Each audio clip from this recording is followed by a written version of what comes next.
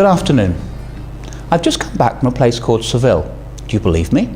Do you believe it exists? Well, what kind of evidence would you need to know that Seville as a place exists? You may or may not know that Seville is quite famous for its oranges. You may have eaten the marmalade. So I brought back from me an orange from Seville. Is this enough proof? Or do you need something more? Well, maybe you do, because perhaps the orange just came from the local supermarket. So what about this? Here's a receipt from a visit to the cathedral at Seville. Is that enough? Or do you need something more? When you visit a place, you often bring back a souvenir.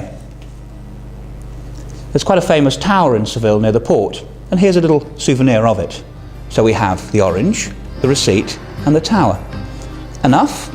Or maybe here are some pictures that I took while I was in Seville.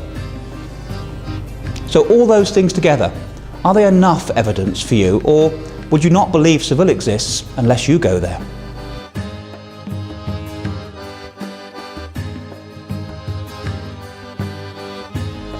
If you're a Christian Scientist, do you feel bad that you believe in God because you can't prove that he's real? No, we can't prove, I think, the existence of God.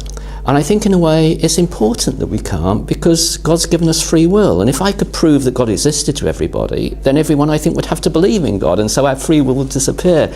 So freedom is very important. But I think there's, to me, a lot of pointers that belief in God is more reasonable than non-belief in God. So, for example, if you look at the chances of life developing on Earth, it really is very, very slender. So I think there are a lot of pointers towards God. We can't prove him, but I think my science is consistent with my belief in God.